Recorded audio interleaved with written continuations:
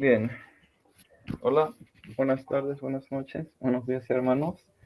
El día de hoy estoy con Lucas Martínez, quien es el administrador de la página de Instagram El Personalista y asimismo de su canal de YouTube El Personalista.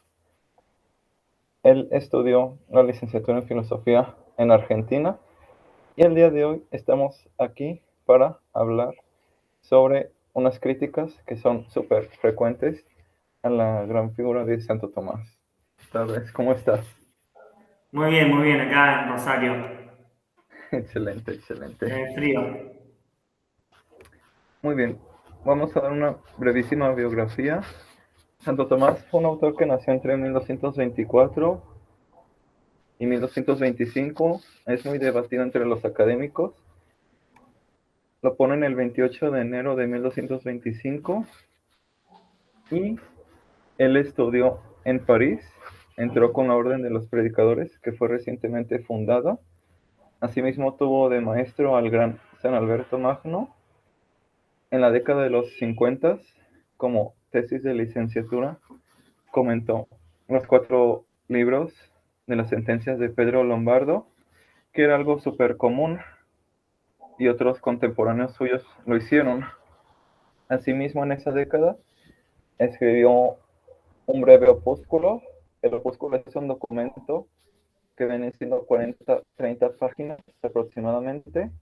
Tienen como los papers para nosotros del siglo XXI. Y en ese opúsculo pues se encuentra un súper resumen de su metafísica. Asimismo escribió grandes obras como la Suma de Teología, la Suma contra los Gentiles.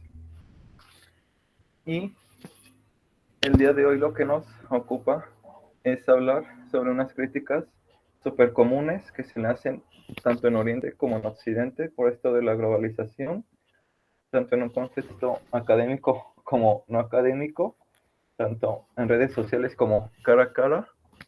Y bien, comenzamos. Bueno, la pregunta general sería, ¿fue Santo Tomás refutado y debería ser olvidado? O sea, sería la pregunta como general. Sí, esa es una excelente pregunta y yo respondería como optimista que soy que no, que hay que ver el contexto histórico que se llevó a cabo durante la decadencia de la escolástica, el renacimiento en la filosofía moderna, porque así siendo una brevísima historia de la filosofía, Don Sescote estaba fuertemente influenciado por Avicena, además de que ya comenzaba el inglés y era difícil hacer buenos escritos de Santo Tomás. Hay un libro que se llama Aquinas, A Very Short Introduction. Ahí le tomaron una foto a un escrito de Santo Tomás del siglo XIII y pareciera como cuasi árabe, cuasi persa. Voy a repetir el libro. Aquinas, A Very Short Introduction, por Oxford. Después tenemos a Guillermo de Ockham, que fue fuertemente influenciado por Don Sescoto, y de ahí que se aparte de Santo Tomás. Después tenemos a Suárez, que estuvo fuertemente influenciado por estos dos y escribió esa obra enorme, enorme, las disputaciones metafísicas. Y muchas veces en cuestiones muy complejas se iba por la respuesta que dio Montescoto, Ockham o Enrique de Gante. Él fue un jesuita y es aquí donde nos introducimos con la filosofía moderna con Descartes, que Descartes estudió en la Fletch 4 años con los textos de un jesuita que se llama Pedro Fonseca y Francisco Suárez.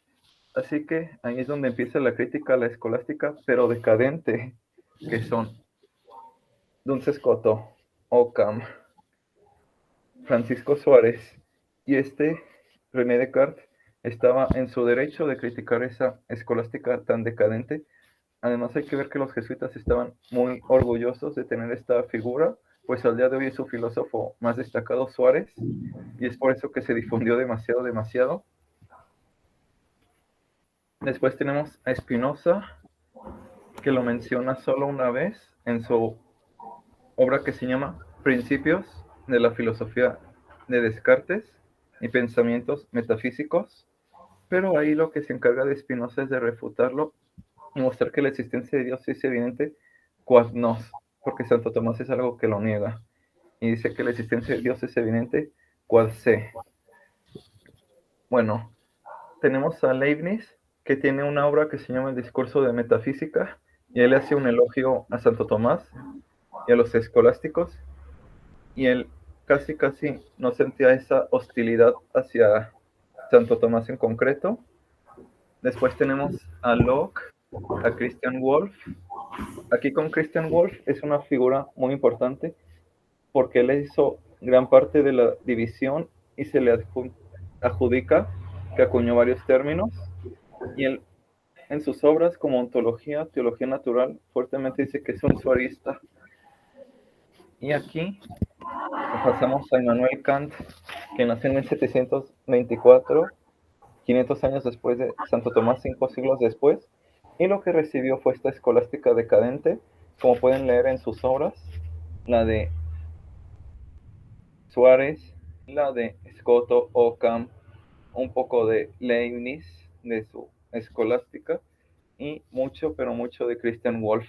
Así que en gran parte lo que hace Immanuel Kant es criticar a estos autores.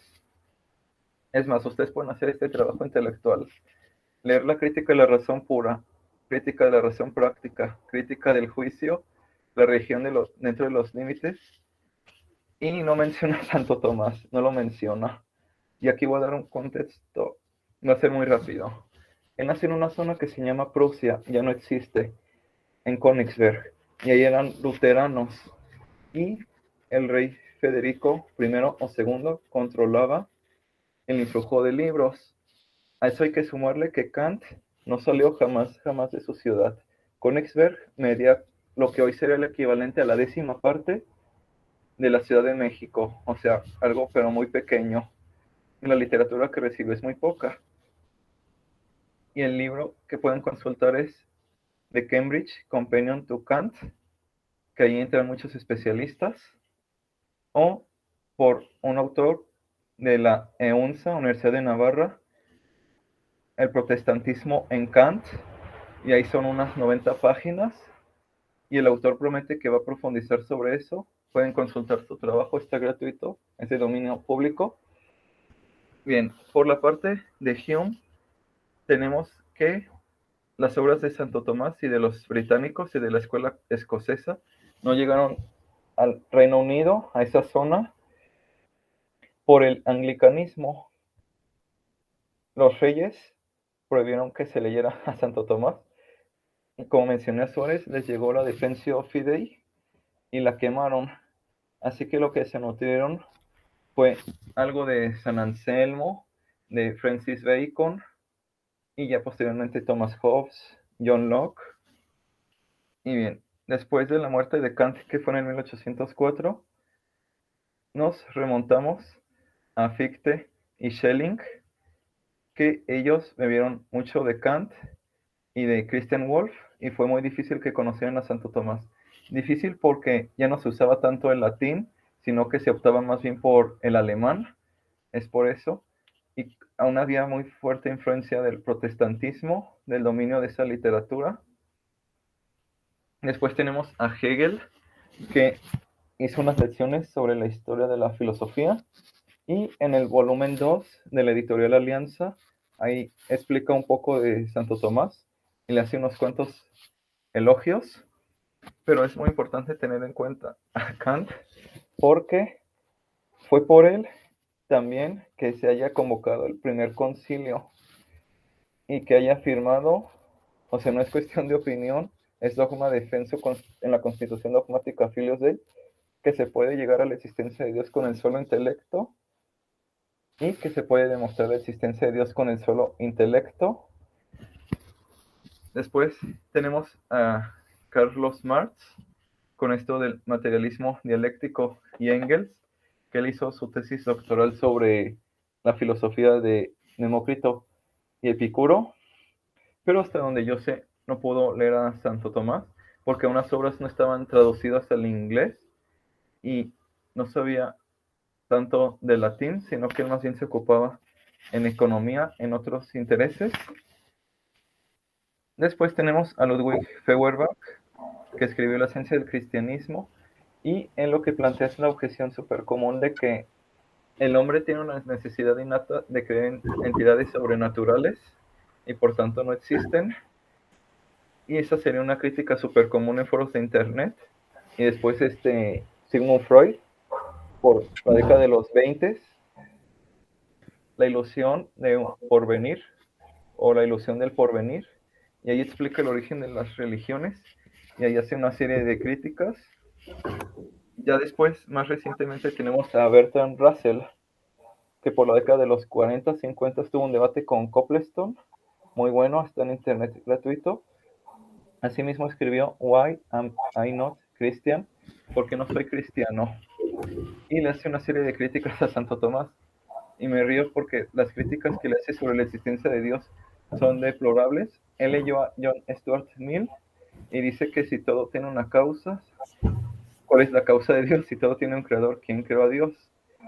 Y después le hace unas críticas en su historia de la filosofía occidental, que será la segunda parte o la tercera parte. Eso más recientemente, y aún más recientemente, por la década de los 80s o 90s, está Richard Dawkins, el gran biólogo de Oxford, y le hace una serie de críticas a Santo Tomás, pero si las leen son muy, pero muy deplorables. Son si acaso 8 páginas o menos. Por el contexto de los protestantes, tenemos autores como Craig, Plantinga, J.P. Moreland, que ellos se nutrieron a base de la filosofía analítica de Bertrand Russell, de Irving Copy, y hacen críticas muy bajas de rigor lógico a Santo Tomás, como puede comprobarse en su libro Fundamentos filosóficos para una cosmovisión cristiana. Asimismo, Tiempo y eternidad. Asimismo, Fe razonable.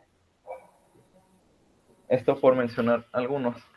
Así que yo como tomista sostengo que el doctor Angélico no ha sido refutado y merece ser estudiado porque al menos en la lista de los 20 filósofos occidentales se encuentra, de los 20. Así que si está ahí en los 20 ha de ser por algo, y también hay que entender el contexto de sus obras porque fue mejorándolo, puliéndolo, y muchos temas ya los había tratado antes con anterioridad, y es por eso que en la zona de teología sobre las 5 vías las trata muy brevísimamente. Ya las había tratado con otras. Y eso sería un súper resumen que daría. Claro, claro. De hecho, el texto que tiene en la suma teológica de las vías, bueno, en otros textos también lo habla, pero el texto que tiene sobre las vías lo despacha en un par de párrafos, en una obra que tiene 5.000 páginas, que a su vez es una obra sin contar todas las otras obras que también tienen su extensión. Y bueno, también quería decir algo sobre la influencia, me está acordando. No sé si lo ubicás a Franz Brentano.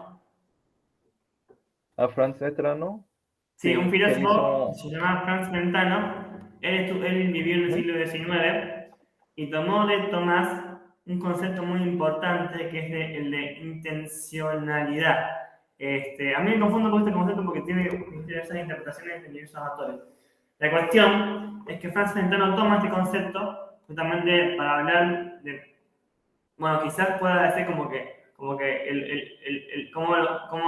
ver si me puedes recordar un poco, cómo yo recibo un objeto de conocimiento que puede ser pasiva o activa. Bueno, justamente este concepto de intencionalidad viene a influir desde Franz Brentano a Husserl con el tema de la intencionalidad fenomenológica y a Freud con el tema de la pulsión, que la pulsión en Freud es intencional y esa influencia la recibe de Franz Brentano. Y como Freud y Husserl son grandes filósofos, psicólogos, Freud, influyentes en un montón de otros autores del siglo XX. Así que fíjate qué importante esta influencia. Y otra cosa que quería decir también respecto de la influencia, acá Martínez Chavarría hablaba de una psicóloga que se llama Magda Arnold, que con una teoría que se llama Appraisal Theory toma mucho el tema de cómo piensa Tomás las pasiones y cómo las ordena y las clasifica. Y eso como que está bueno porque no sé si hay un análisis formal tan detallado en muchos psicólogos del siglo XX como el que tenía Tomás, ¿no? Sí, sí, sobre eso, lo que recuerdo que Santo Tomás trató de las pasiones es en algunos comentarios, algunos libros sagrados, a su comentario La Ética a Nicómaco, tiene un opúsculo que es de las virtudes, ahí también lo trató, en la Suma de Teología, la Prima Secundae, Sí, y sí. también la influencia de Santo Tomás es enorme y nos puede ayudar psicológicamente porque nos da consejos de cómo aminorar la tristeza, cómo reaccionar ante la ira. Esto es la Suma de Teología, Prima Secundae, ahí lo pueden encontrar, y da sobre la tristeza de cómo disminuirla unos 7 u 8 consejos. Sí, sí, Asimismo, sí. del lado psicológico, hay un sacerdote que seguro lo conoces, argentino, Julio Mainbeil. Julio Mainbeil, si no me equivoco, era de Buenos Aires. Y él dio un curso de los fines de semana, leer la Suma de Teología. Y relata que había una chica que estaba muy mal psicológicamente, así con una depresión severa, y que la empezó a leer, a esforzarse, porque hay que esforzarse, y que le fue respondiendo varias dudas que tenía, y que con eso la minoró la depresión. Es algo Ah, increíble que relata el padre Javier Olivera Rabasi en una sí, entrevista del sí. 2020 o 2021. Bueno, ¿querés que sigamos con las preguntas? A ver, la primera pregunta que pusimos es esta.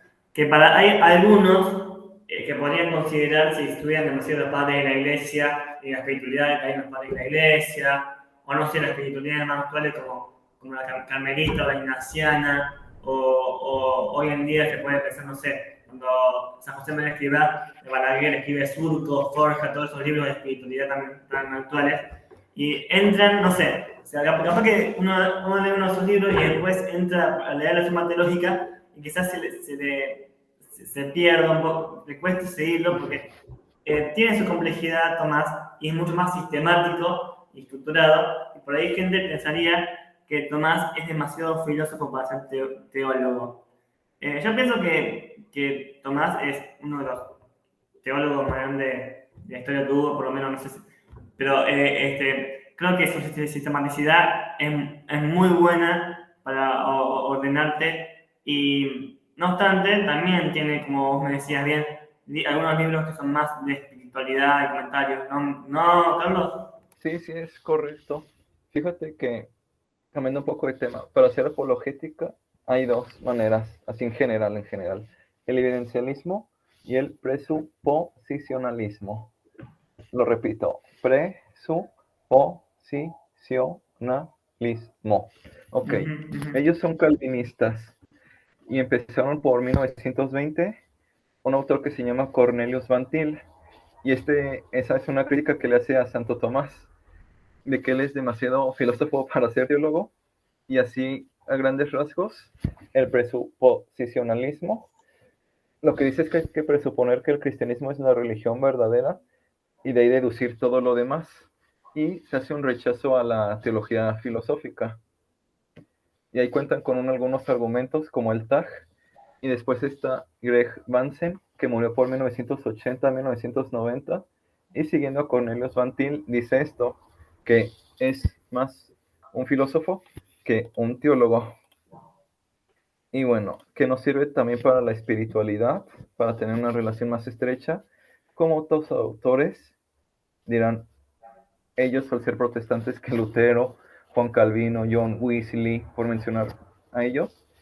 Y bueno, mi respuesta es que esto es una completa ignorancia y se puede curar leyendo, buscando artículos, podcast. Resulta que su obra más famosa e inconclusa, perdón, es de teología y se llama así, Suma de Teología. Y en su prólogo lo que hace es explicar de una manera súper resumida, y me río porque le salieron en 5.000 páginas, todo lo que concierne la doctrina cristiana, pero lo hace con un orden y con una rigurosidad muy, pero muy sorprendente. Pocos filósofos en la historia desde ya lo digo, han sido así, y es por eso que parte primero estudiando la doctrina sagrada, después la teología filosófica, porque si Dios no existe, pues ya lo demás no vale la pena, como escribió San Pablo en Hebreos, que ante todo el que quiere tener una relación con Dios debe creer que existe, y eso se le conoce como prolegómenos, que son una invitación. Y bien, Santo Tomás Sí, también tiene una serie de comentarios a los libros del Antiguo y del Nuevo Testamento. Ahorita que recuerde, son del Antiguo Testamento Salmos, que es el libro más extenso de la Sagrada Biblia. Isaías, Jeremías, Job. Por ahí está debatido entre académicos si comentó el Cantar de Cantares o no. Asimismo tiene los 4 santos evangelios. Tiene también a Romanos, a Colosenses, a Hebreos, a Filemón, si no me equivoco, a Filipenses y a otras cartas más a primera y a segunda de Corintios. Asimismo, él tiene unas meditaciones que es dependiendo del calendario litúrgico y es para que sus oyentes fueran personas que estuvieran más en la búsqueda de Cristo, como escribió solamente San Pablo en Colosenses 3, que busquen ante sí. todo lo de arriba y no lo de abajo. Asimismo, se guardan alrededor de 99 sermones por la editorial Eterna Press, que son sumamente espirituales, y una serie de opúsculos. Sus compañeros, Fray Reginaldo, le dijo que si le ayudaba a algo de teología, y tenemos el compendio de teología. Así que Santo Tomás fue una persona sumamente, pero sumamente teológica, y no veo Sí. para qué hacer eso. Y además, los poemas, Piladoro te devote, los poemas de la Eucaristía, de Panis Angelicus. Después hay otro, no sé si podés nombrar alguno más, no, son varios, no sé cuántos, no tengo una idea general de todos los poemas, pero tiene varios poemas muy lindos, se rezan en latín, acá en el seminario también siempre los rezamos, para la oración. El otro que era Tanto Nervo, por eso también es de él. Sí, sí, tiene comentarios al Padre Nuestro, al Ave María, al Decálogo, teología, es teólogo. Bien. Buenísimo. La segunda pregunta, o sea, inventando una idea, digamos, para los que leen a los padres de la iglesia espiritualidad, demasiado filósofo para ser teólogo. En cambio, para los otros, los que leen más filosofía o por ahí no se interesan tanto en la teología, dicen que es demasiado teólogo para ser filósofo. Al revés, claro, como que están en medio de él. También hay que tener en cuenta esto, yo ya voy a decir esto, que en la época de Tomás, no estaban separadas la teología y la filosofía, era una sola cosa, digamos, y Tomás la entiende más como una sola cosa. Después, no me acuerdo, me habían dicho que por ahí en el siglo III o XIV, no sé si con Occam o con quién se dio esto de la separación entre la teología y la filosofía. Pero en las épocas de Tomás se entendían como una sola cosa y no había esa complicación entre. Siempre se hablaba de la fe y la razón, pero no como algo que es dos cosas que se oponían. Y no obstante, esto, si alguno dice que no tiene. Tomás tiene reflexiones filosóficas muy interesantes en muchos ámbitos, y es muy interesante leerlo, es muy edificante, muy ordenado y sistemático, ¿no? Que hace sea que uno quiera criticarlo o leerlo para aprender, bueno, eso me parece bueno. ¿Qué te parece? Sí, sí, esa es una objeción que viene de parte del lado secular de Occidente, que puede ser por la influencia de Hegel, de José Pablo Feynman y otros, que omiten la escolástica y dicen, se murió San Agustín, pasemos hasta Descartes. Pero hay que ver que, así son en algunas universidades, hay que ver que los escolásticos no hacen esa distinción tan rigurosa, tan radical entre filosofía y teología.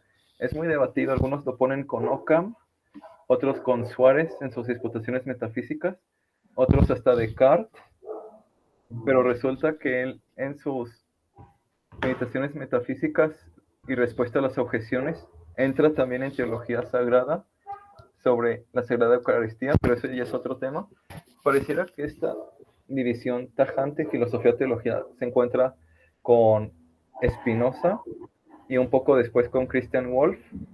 Por parte de Spinoza en su Tratado Teológico Político y breve Tratado del Hombre, de Dios y de la verdadera felicidad, y por parte de Wolff por su obra Ontología y Teología Natural, por ahí 1650, 1710. Y bueno, hay que ver que Santo Tomás escribió obras que así, estrictamente hablando, son filosóficas. Tenemos la obra de la década de los 40, 50, sobre el ente y la esencia, que es un compendio de su metafísica. Asimismo, también tenemos cuestiones disputadas sobre la verdad, que tratan sobre los trascendentales, si hay o no una distinción real o de razón. Tenemos también cuestiones disputadas sobre la potencia de Dios, sobre qué es la creación, qué es la conservación, lo que hoy siglo XXI se le conoce como la inercia existencial, que sería el conatus spinociano. Y también tenemos apartados en la Suma de Teología. Ahí habla un poco sobre los entes de razón, sobre el ser, también en las cuestiones sobre la potencia de Dios. Al tratar sobre la creación habla sobre lo que es el ser, sobre lo que es el ente, sobre lo que es la esencia. También tenemos pues sus comentarios a los libros de Aristóteles, que ahí evidentemente es filosofía pura, y que él hace una obra caritativa muy grande en explicar el pensamiento auténtico de la Stagirita, y también obras de neoplatónicos como los nombres divinos del pseudo Dionisio. Tenemos el Liber de Causis, que el autor no se sabe su identidad. Así también tenemos por parte que comentó a Boecio, que algunos lo ponen como el primer escolástico. Comentó una obra que se llama Sobre las Semanas, que será un examenon. También comentó una obra que se llama De Trinitate, y ahí hace una distinción sobre las artes que se enseñaba ya desde la escuela de Chartres, el quadrivium y el trivium. Explica cuál es el objeto propio de la metafísica, de la física, de las matemáticas. Por mencionar unas obras, Santo Tomás escribió, y con todas las de la ley es un filósofo. Bueno, buenísimo, genial. Y la tercera pregunta, una pregunta que anoté, es que he escuchado en muchos lugares, en universidades, he escuchado que los medievales, y Tomás entre ellos, se preocupan por debatir acerca del sexo de los ángeles. O por ejemplo, Chesterton dice que esta pregunta, que ¿cuántos ángeles entran en la punta de un alfiler? Bueno, hay que decir que en la Suma Teológica Tomás no dice eso en ningún lugar, porque yo no lo he leído.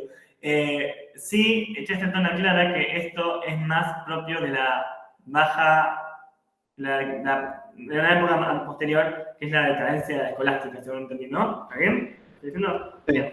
por Es así, Montescoto. Tomás habla de los ángeles en la Suma Teológica, no me acuerdo en un tratado, no me acuerdo en cuál, pero en realidad todo lo que dice los ángeles Tomás lo saca aunque a Tomás le dicen doctor angélico por tratar el tema de los ángeles, pero el que más trató el tema de los ángeles y el que más innovó en el tema fue sobre Dionisio, que detalla mucho lo que son los 9 coros de ángeles.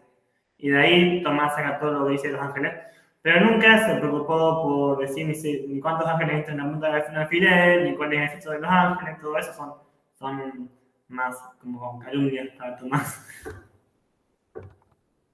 Sí, sí, es algo que se difunde demasiado, tristemente, pero por más que se difunda sigue siendo falso.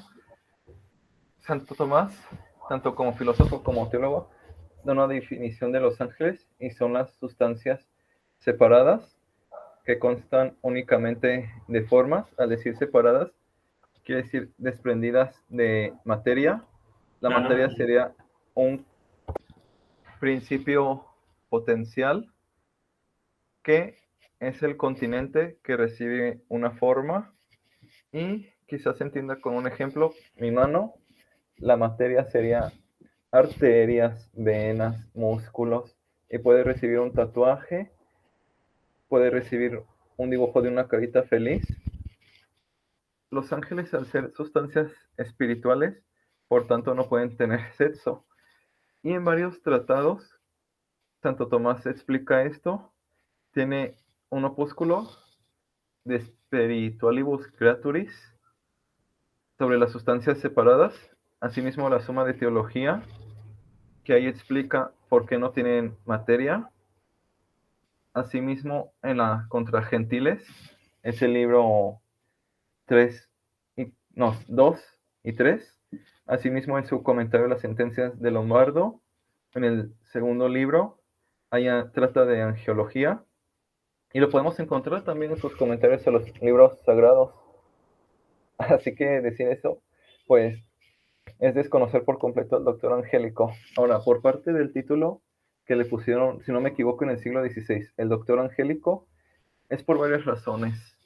Una, por su castidad, porque se relata que por la década de los 30 él se quería ir con la orden de predicadores y sus hermanos sanguíneos lo secuestraron y le metieron una mujer linda para así tener relaciones.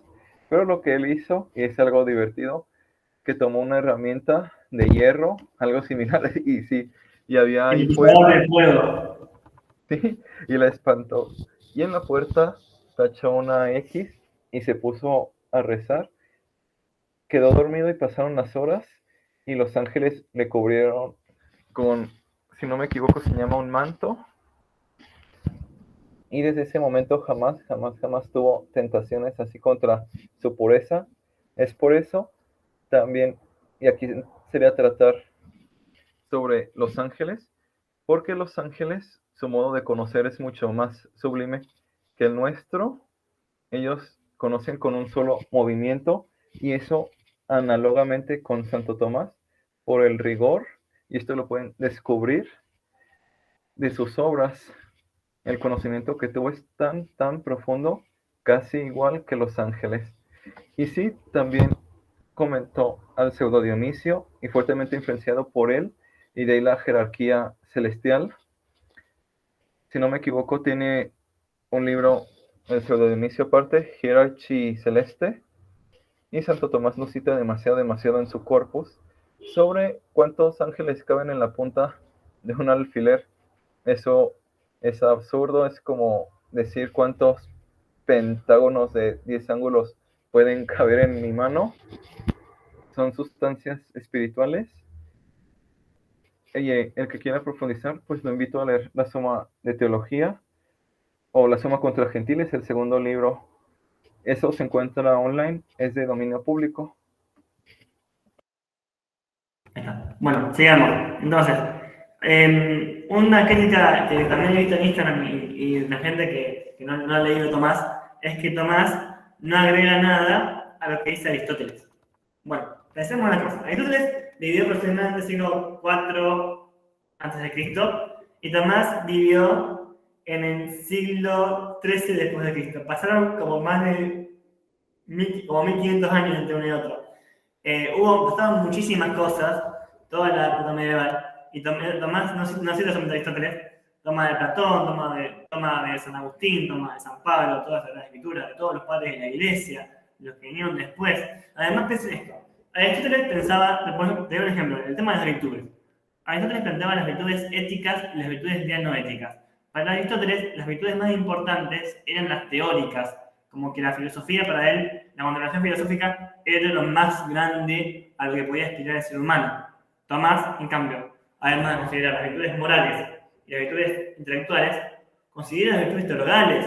O sea, eso no es una pavada, es importante, porque cambia todo el sentido de la filosofía y de la vida. Como que la fe, la experiencia y la caridad, y la caridad sobre todo, que es una comunicación con Dios y también que después se traduce en la caridad fraterna con los hermanos, es lo que va a ordenar la vida y no una mera especulación teórica o intelectual o contemplación de ideas. Eso es importante.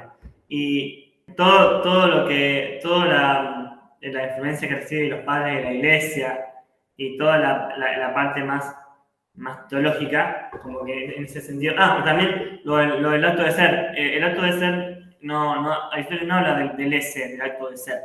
ese o actus essendi en latín. Aristóteles sí hablaba, en griego se dice energeia, que es el ser en acto, y el dynamis, que es el ser en potencia. Pero no hablaba del acto puro de ser en sí mismo. Eso es algo que agrega Aristóteles a la analogía del ser. Me gustaría que, ya que estamos, que como dicen mucho y se ha hablado mucho, se traduce la palabra ese por existencia, y de ahí que muchos existencialistas agarran esa palabra para hacer su teoría. Pero en realidad Tomás nunca habló de existencia, nunca dijo que sea la existencia lo que las cosas tienen. ¿Por qué? Yo me puse a pensar y genera muchos problemas, porque la existencia, si bien es una perfección, es la primera perfección.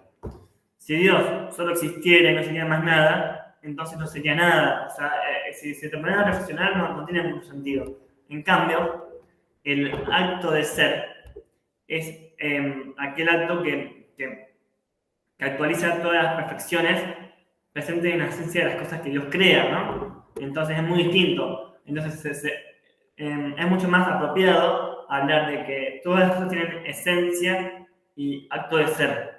Y que en Dios esa esencia, que es su acto de ser, es ese acto por el cual Él se piensa y se ama a sí mismo. Y no es una pura abstracción o algo ambiguo que no significa nada. Eso es importante. ¿Qué más te parece que Tomás le agrega a Aristóteles de todo lo que le agrega que puedes decir? Sí, es muy amplio, se puede hablar horas. Muy bien. Es completamente falso decir que Santo Tomás tomó a Aristóteles críticamente. Santo Tomás, como un buen cristiano que es, toma lo que se puede perfectamente armonizar del Estagirita. Así se le dice porque nació en Estagira, que hoy es Macedonia del Norte. Ok.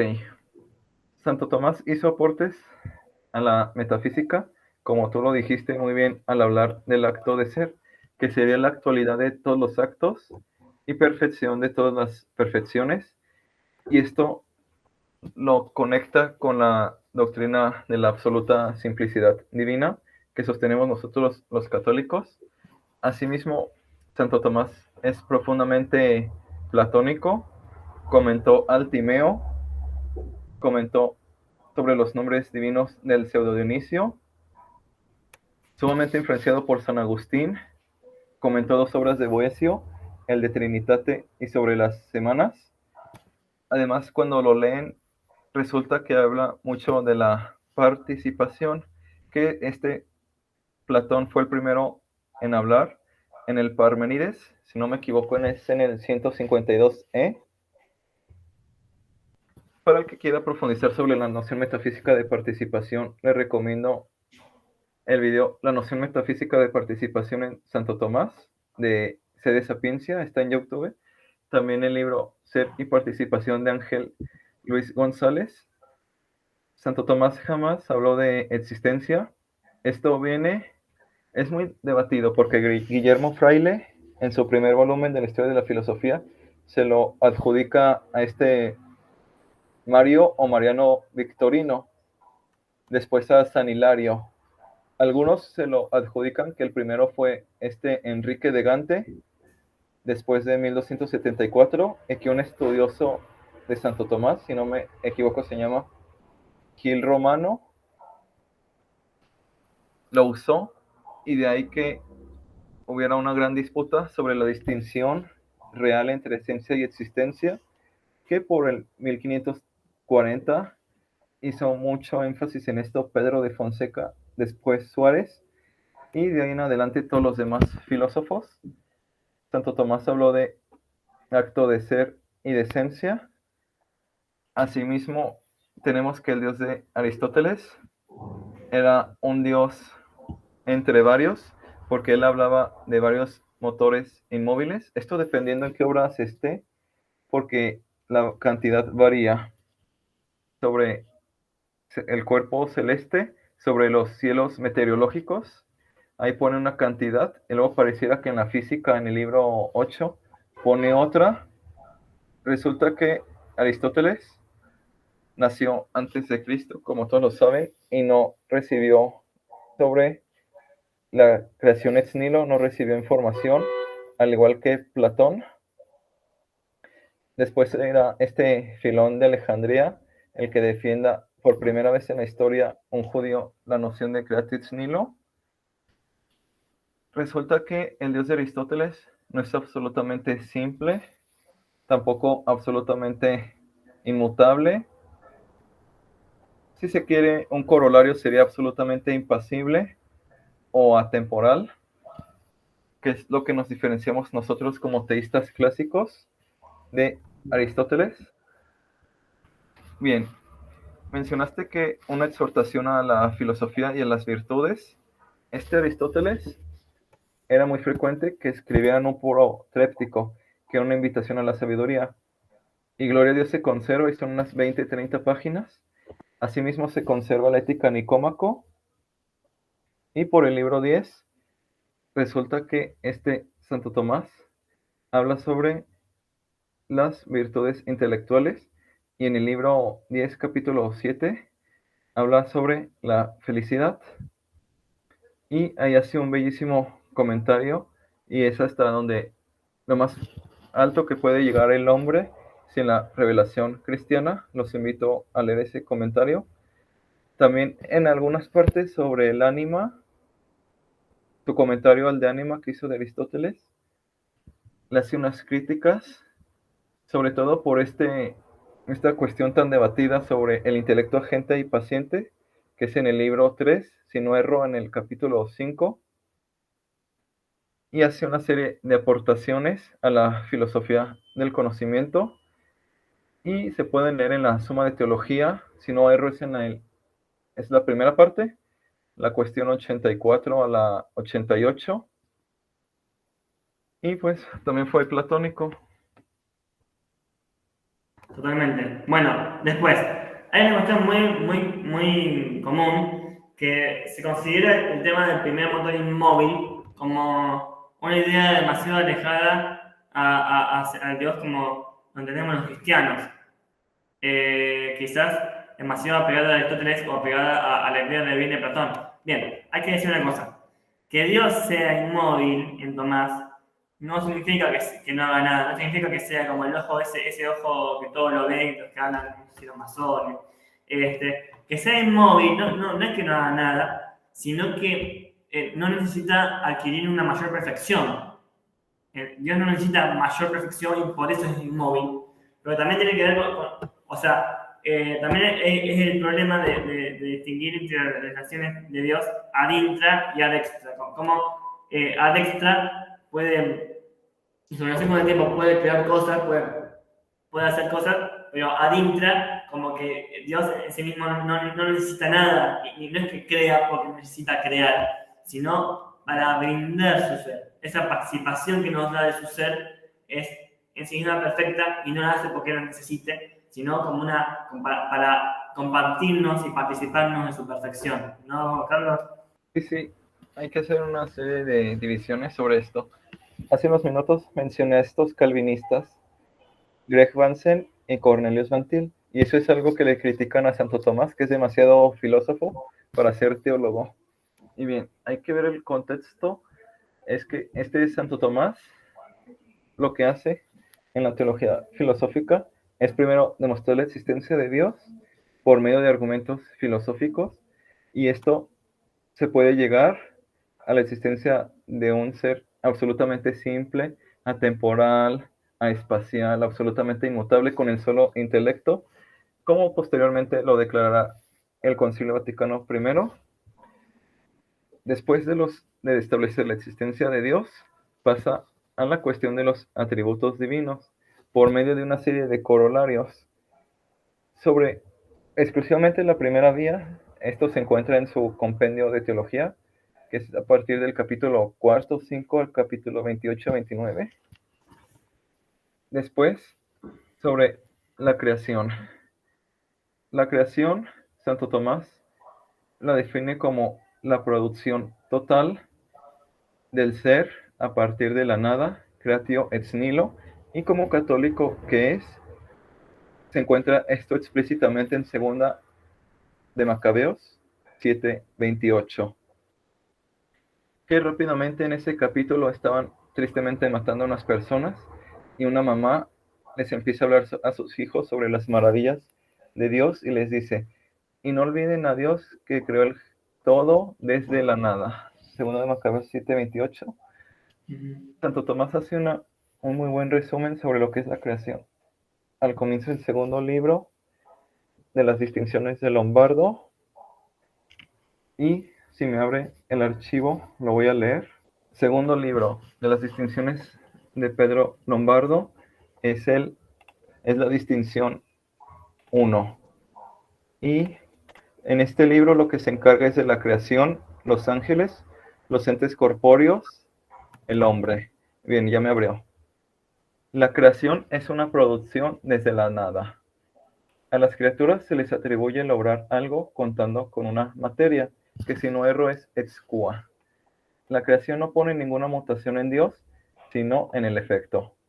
Bien, vamos a detenernos aquí. Y como tú lo dijiste, hay operaciones que son inmanentes y transeúntes. Las inmanentes permanecen en el agente. Por ejemplo, yo estoy pensando ahorita en un rinoceronte con 4 ojos.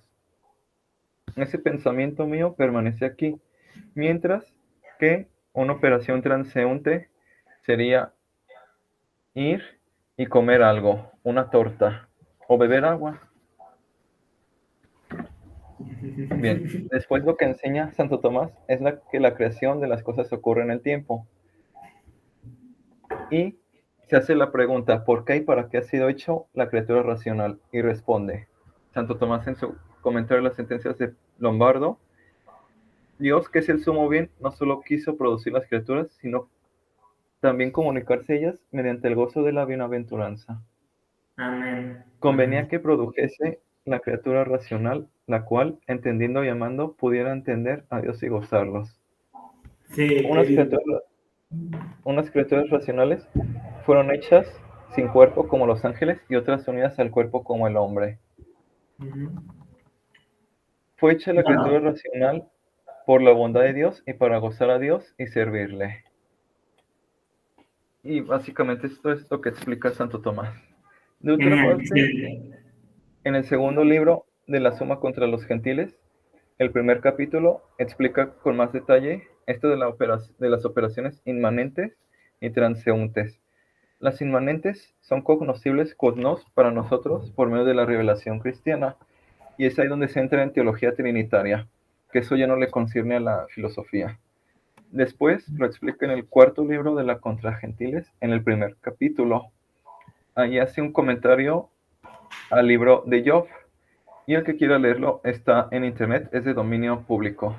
Y después sobre las relaciones, Santo Tomás hace de las relaciones dos distinciones que sean relaciones reales y relaciones de razón. Las relaciones reales son las independientes de nosotros.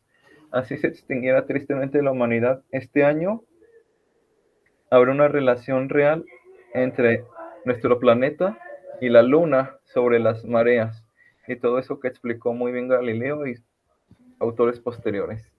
Y una relación de razón es la que nosotros producimos y la conservamos y tiene una escasa riqueza metafísica, y esta puede ser con unas quimeras.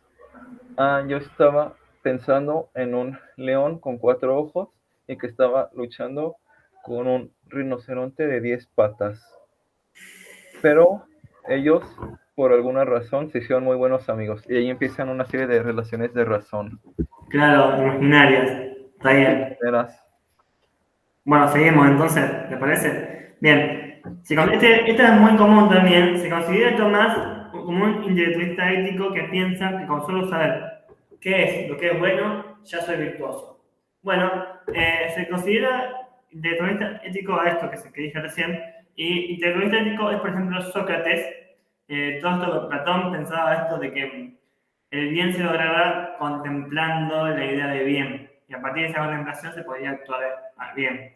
Pero Platón no es que solamente la ignorancia puede ser producto del pecado, aunque más hablaba esto del pecado, sino que es considerada la herida del pecado original en 4 potencias, que eran la herida del intelecto, que es la ignorancia, que tiene múltiples distinciones al respecto, porque no es todo lo mismo, no es todo solo ignorancia, puede ser de diferentes maneras. Puede ser la herida de la voluntad, que es la maldad, la herida del apetito irascible, que es la debilidad respecto de los miedos y todo lo que nos cuesta por debilidad, y la herida del apetito concupiscible, que es la concupiscencia, que es esa inclinación que tenemos a la búsqueda del placer. O sea, estas heridas vienen a ser como inclinaciones que tenemos, que, digamos, no somos responsables de tener esas heridas, pero sí somos responsables de lo que hacemos con eso, de cómo si esas heridas nos llevan a pecar, ya ese pecado es responsabilidad nuestra. En parte lo tenemos sin responsabilidad, pero ya lo que hacemos con eso sí ya es responsabilidad nuestra y genera, nos lleva más a la santidad o nos lleva más al pecado. Bueno, por eso, la ignorancia no es la única razón del pecado, sino que están todas estas razones que también tienen que ver con el pecado, ¿no? Sí, sí, excelente cuestionamiento. Bien, Santo Tomás claramente no fue un intelectualista ético y esto se puede ver en su comentario a los 3 primeros preceptos del Decálogo, al primer libro del Ético a Nicómaco, asimismo en la Suma de Teología, la Secunda Secundae, que parte de las virtudes teologales y después de las morales. Sí, esto es Sócrates, Aristóteles, en la Metafísica en el libro 13, si no erro es en el capítulo 3, empieza a explicar un poco sobre la filosofía de Sócrates. Y en la Ética a Nicómaco, si no erro es en el capítulo 2, empieza a hablar sobre esto, de que fácilmente se puede refutar que una persona sabe que fumar es nocivo, tiene el conocimiento, pero sigue fumando. Y para eso nosotros que hablamos español está la palabra continencia, y esa persona que sabiendo que fumar está haciéndose mal y lo hace es incontinente. Y esto Santo Tomás también lo trata en la Suma de Teología, la ¿Puedo segunda. hacer respecto? Bueno, que en el tratado de la templanza, Tomás deja claro la diferencia entre la incontinencia y el vicio. Yo leí una tesis al respecto de alguien que me pareció sumamente interesante esta diferencia. ¿Qué diferencia hay entre la incontinencia y el vicio? Que el que es incontinente hace lo que está mal, pero no deja de pensar que está mal. Yo puedo fumar, sé que me hace mal y no dejo, no dejo de pensar que está mal, pero aún así lo hago o porque me gusta, por la concupiscencia, como dijimos antes. Pero ya el vicio sería decir, yo fumo, pero me justifico y digo que está bien. Eso ya sería vicio, ¿no? Y ese paso de la incontinencia al vicio está bueno analizarlo porque tiene que ver con cómo uno llega, cómo uno se decae en el vicio o todavía se mantiene incontinente y no termina de caer porque así se puede reparar lo que hizo mal, ¿no? Sí, sí, Santo Tomás sobre la virtud y el vicio lo explica muy bien en la Segunda Teología, también en su comentario al segundo libro de la Ética Nicómaco, y ahí Aristóteles explica cómo es esto de que el vicio y la virtud es opcional, y el que quiera profundizarlo, pues lo invito a ello, a leerlo. Bueno, sigamos entonces. Bien. Acá, otra pregunta, otra objeción es que Tomás se basa ante todo en citas de autoridad y no experimentación como hace la ciencia actual. Bien.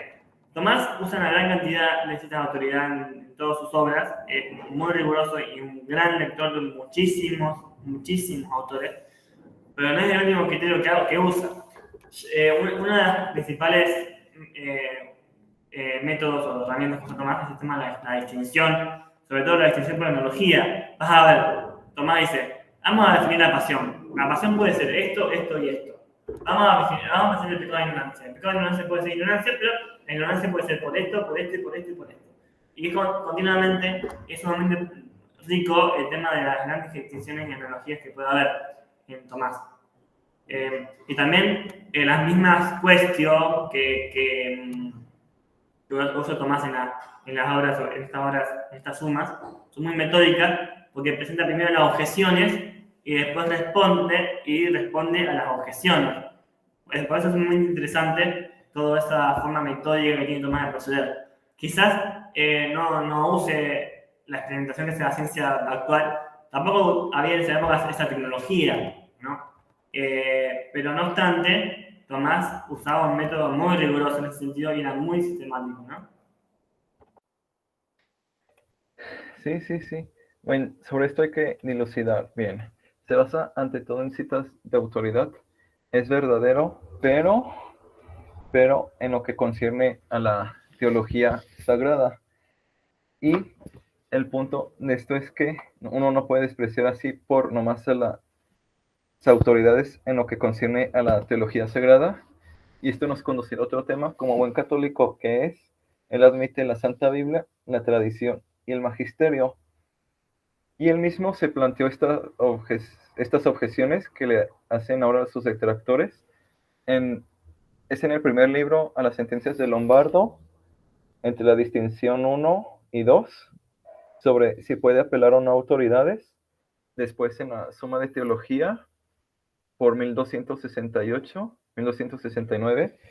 En la Suma de Teología, en la primera parte, es en la cuestión 1, en el artículo 7 u 8, y él responde que perfectamente en lo que concierne a la teología sobrenatural se pueden citar autoridades. Y esto es para reforzar las tesis. Santo Tomás también lo hace esto por varias razones. Uno, porque lo es realmente y para mostrarse como una persona ortodoxa de sana doctrina.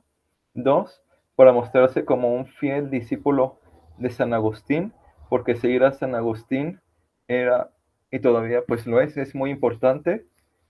Si te alejas de San Agustín, pues te pueden tachar de hereje. Cambiando rápidamente de tema, por eso Lutero y Calvino decían ser fieles discípulos de San Agustín. Y es que sus contemporáneos, como Siguer de Brabante y colaboradores, atacaban mucho a Santo Tomás. Y él lo que hacía era esto, citar a San Agustín. Ahora bien, sobre el tema de la ciencia, hay que ver que Santo Tomás estaba sorprendido de la creación, como está en Sabiduría 13:5, en Romanos 1:19 al 21, que él comentó, y es por eso que él aprendió lo de su tiempo, lo que hoy nosotros llamamos ciencia, que biología, que zoología, que un poco de embriología por Aristóteles, y de ahí que comentara y tomara a Aristóteles provisionalmente como un autor, y esto lo explica muy bien, es en el tercer libro de las sentencias de Lombardo, cuando está tratando sobre el nacimiento de Cristo, el nacimiento virginal, y dice que sobre estas materias es muy difícil dilucidar, pero que tomará provisionalmente a Aristóteles porque es el más destacado. Básicamente eso yo diría. Bueno, seguimos. Perdón si se hace muy largo. Bien, lo más perfecto, Darwin, cuando hizo su teoría sobre la evolución en las especies, fundamentaba esto de que según su análisis, su observación de todo este tema, que lo más perfecto viene de lo más imperfecto. Y con esto, supuestamente, refutaría directa o indirectamente a Tomás. O sea, este tema de la creación. Como en las distintas especies, como van evolucionando, a partir de su misma supervivencia, los más fuertes, generan esa evolución que va de las especies más simples hasta las más complejas y racionales. Bien, este es un tema que yo pensaría, ¿cómo se podría fundamentar que lo más perfecto proviene de lo más imperfecto? No sé, quizás haya una evolución, pero ¿por qué se dio de esa forma y no de otra?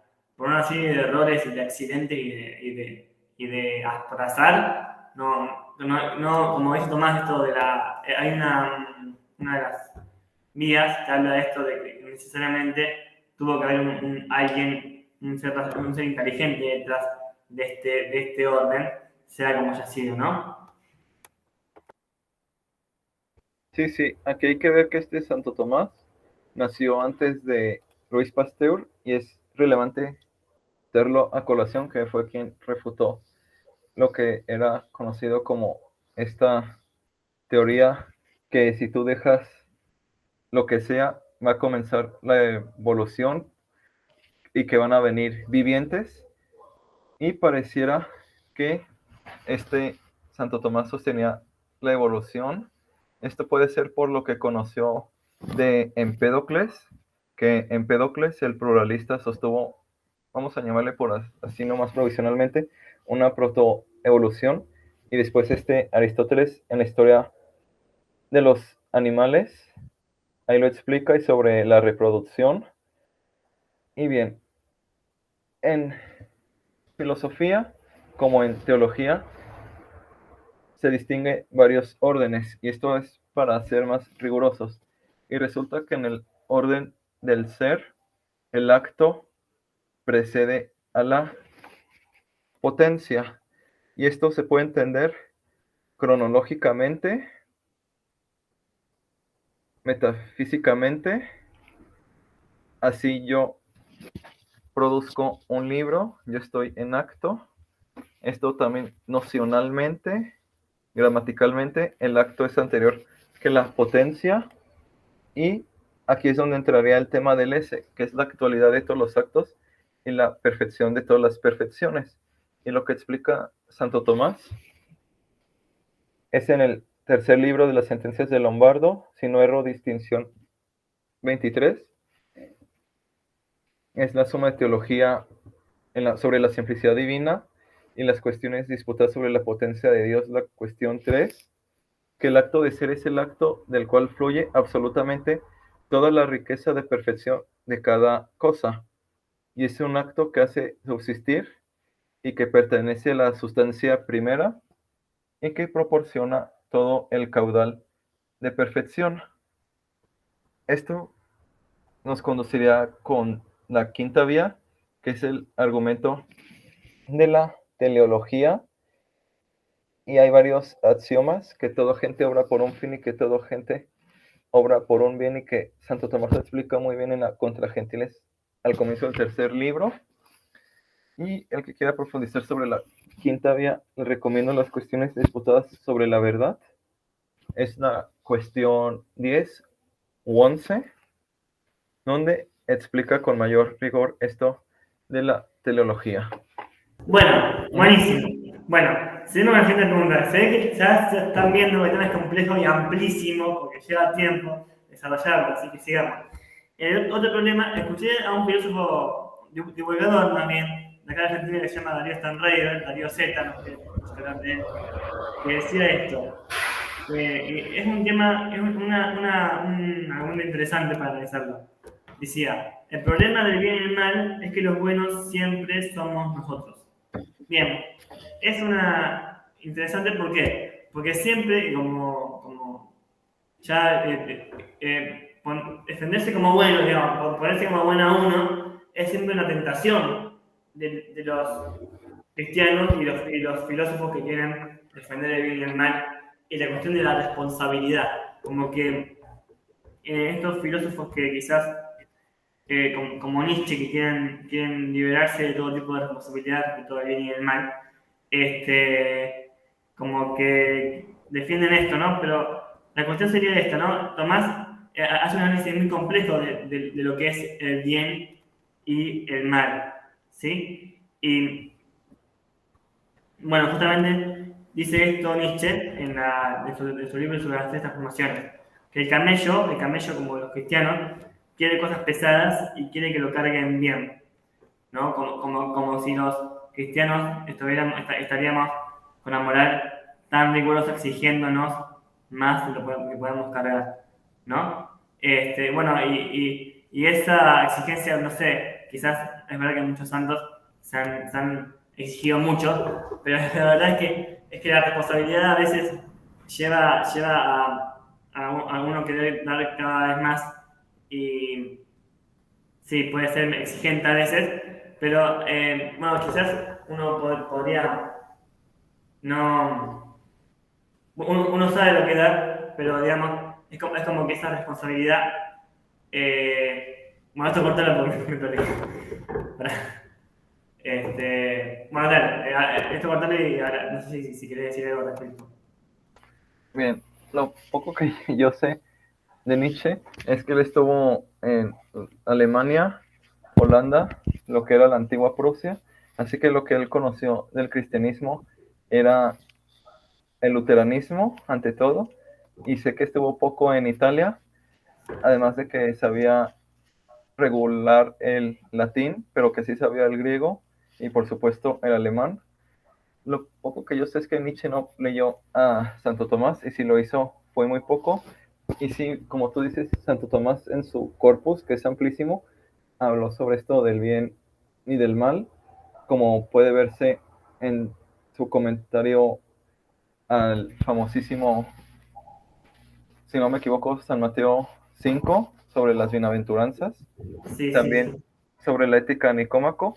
Tiene una obra que se llama Cuestiones disputadas sobre el mal, y aquí también trata esto sobre lo que es el bien, el mal, el pecado, sus consecuencias, el pelagianismo, el semipelagianismo, la gracia, la redención.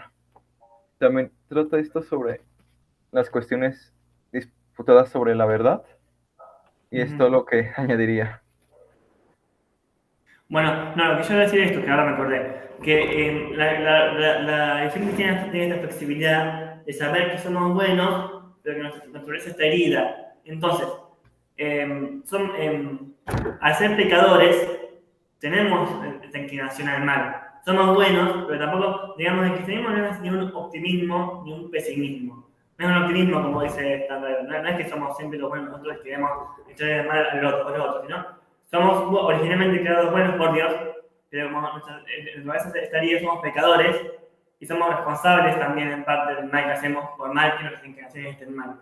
Digamos, no es como para echarle la culpa a los demás de los pecados, ni tampoco es la intención de los cristianos ni de Tomás eh, eh, como condenar a los demás, ¿no? Eso de condenar a los demás está muy criticado cuando Jesús dice esto de que el que insulta a su hermano merece el infierno, ¿no? Esto de no, al no insultar a otro quiere decir no condenarlo, no, o sea, y la iglesia nunca va a decir quién se fue al infierno o quién no, ¿no? Entonces, esto de asumirnos buenos, pero a la vez pecadores y con posibilidad de redención, creo que esa flexibilidad de la fe cristiana es muy interesante. Y bueno, como decía, el análisis del bien Tomás es complejo. Se puede hablar, por ejemplo, no todo bien o mal es un bien o mal moral. En general, el bien es lo que, como dice Aristóteles, es lo que todas las cosas apetecen. Una cosa puede ser buena, por ejemplo, un bien sensible, que puede ser un chocolate, es bueno, pero un chocolate no es bueno moralmente.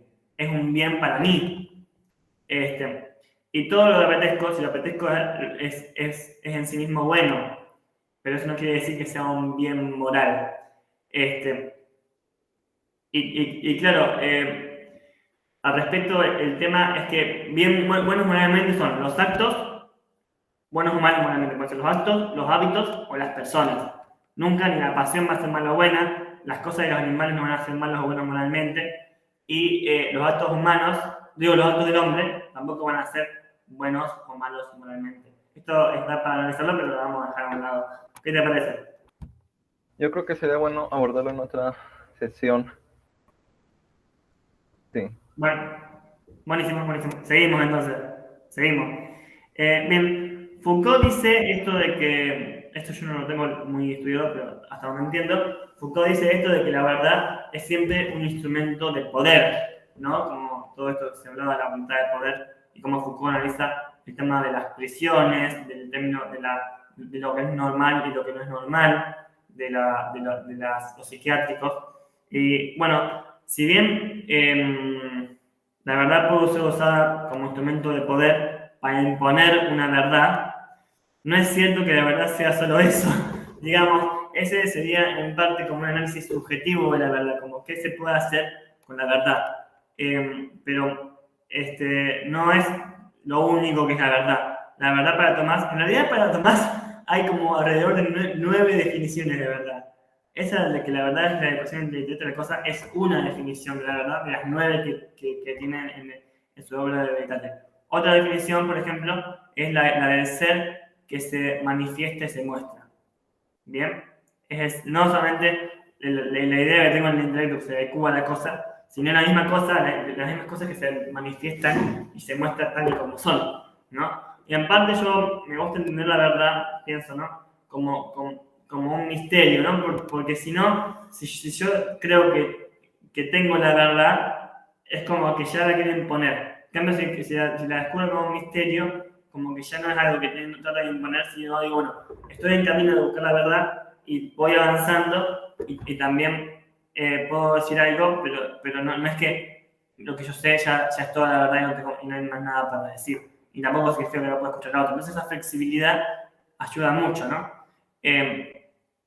Y bueno, Tomás tenía en cuenta cuando hablaba, no sé, de que Dios se puede conocer, no podemos conocer la esencia de Dios realmente, como me decías vos, sino que en parte esta perfección divina de Dios, que es la verdad pura, es un misterio, no podemos conocer a Dios directamente, salvo cuando lo veamos en el cielo, ¿no?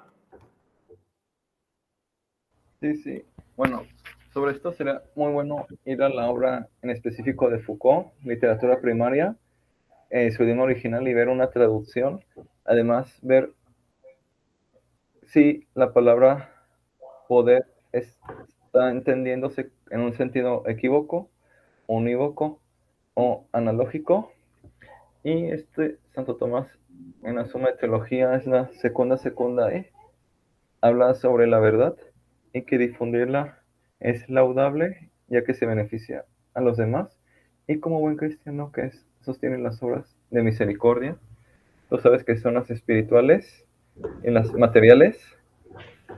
Asimismo, nuestro Señor dijo, y la verdad os hará libres, si no erro es en San Juan, y ahí hace Santo Tomás una explicación muy buena, y al comienzo de la metafísica, Aristóteles, que depende de la edición, es todo hombre por naturaleza tiene el deseo de saber. Ahora bien, que la verdad es un instrumento de poder, voy a asumir ahorita provisionalmente que es una buena traducción.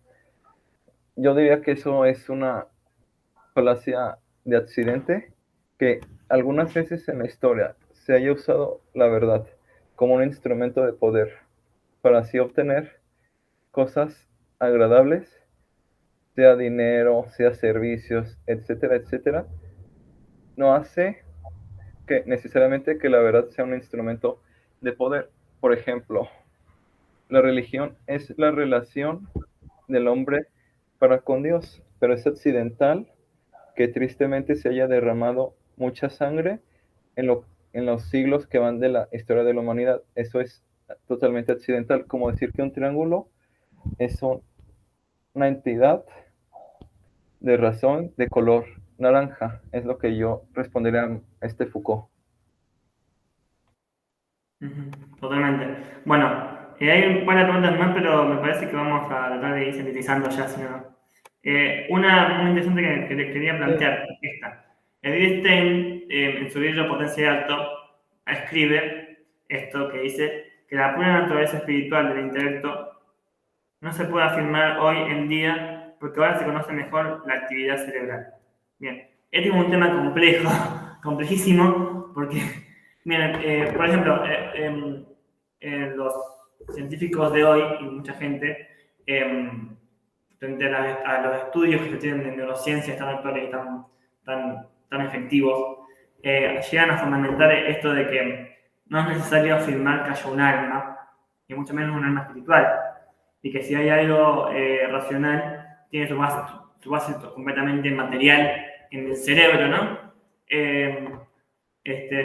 Y Edith Stein dice esto, y está bueno un poquito más, digamos, ya fundamentar el tema de la espiritualidad del intelecto y de la voluntad en base a la libertad de la voluntad, la indeterminación, y en base también a la capacidad de abstracción que tiene el intelecto, ¿no? Es un tema que no quiero cerrarlo, sino que me parece que es un tema abierto a diferentes intentos. Y este es un intento de fundamentar la espiritualidad de un aspecto del alma, y Tomás también hizo ese intento. Me parece que no es un tema cerrado, me parece que Tomás, es interesante que hizo Tomás en base a ese más aristotélico, pero es un tema que requeriría mayor fundamentación. Como decimos, los científicos de hoy afirman la pura materialidad del ser humano y de las capacidades espirituales, racionales de atracción del intelecto. Tomás y los autores cristianos intentan fundamentar la espiritualidad de estos aspectos.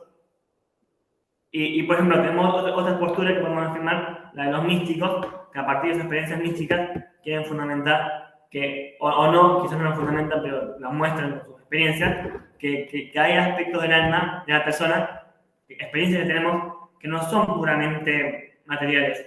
Además, bueno, quizás es cierto que las neurociencias hoy en día, por más que están muy avanzadas, yo no tengo capacidad para abarcarlas, pero dependen de la tecnología que usan, como me han dicho unos científicos amigos, y no saben todo del cerebro humano. De hecho, el cerebro humano, como decíamos, tiene 3 billones de neuronas, y apenas conocemos el cerebro de un gusano, porque tiene 300 neuronas, y no sabemos, digamos, si alguien piensa que sabemos todo de la persona y del cerebro humano, y podemos ya fundamentar categóricamente que el cerebro humano no tiene ningún aspecto espiritual, eso sería una afirmación totalmente infundada, porque no tenemos un conocimiento exacto y claro de eso, por lo menos científicamente, ¿no? Y estos intentos de Tomás y de otros autores como Wittgenstein de fundamentar la espiritualidad del ser humano son intentos que son muy interesantes para tomarlos, pero bajo mi punto de vista sería muy bueno seguir avanzando en el asunto. ¿Qué te parece, Carlos? Sí, este es un tema complejísimo que implica la filosofía del hombre y las neurociencias. Bien, hay un principio metafísico que sigue. El obrar sigue el modo del ente y el modo del ente sigue al obrar. Ahora, bien, vemos en nosotros que nos hacemos preguntas trascendentales que no serían los animales. Preguntas como qué es el sentido de la vida, para dónde vamos, qué es el alma, qué es el espíritu, además de que hacemos relaciones de razón, como hace unos minutos lo dije, que nos diferenciamos de los demás animales, que cuánto es 5 por 5, 5 al cubo, así que eso desde ya nos daría una pizca de que hay en nosotros una parte inmaterial. Sobre esto, Santo Tomás sostiene el ilimorfismo, que viene de 2 palabras griegas, ile, que se traduce por materia, y forma, que se traduce por morfé. Y ok, esta teoría ilimórfica lo que dice es que hay una unión substancial de un alma espiritual, libre, simple, y el cuerpo es una unión armoniosa, o sea, no están peleadas como lo vemos en el caso de Platón y posteriormente en Descartes. Y solo en ellas hay una unión, la parte material sería nuestro cuerpo, mientras que la forma sustancial sería nuestra alma. El alma sería el primer principio vital que informa al cuerpo, y esto es lo que enseña Aristóteles y que posteriormente comentará Santo Tomás en su libro sobre el alma. Cuando hay esta unión es que tenemos al hombre, que es un ente, es un viviente, y después en otra sesión, si quieres, podemos tratar sobre esto y sobre el credo, sobre creo en la resurrección de la carne.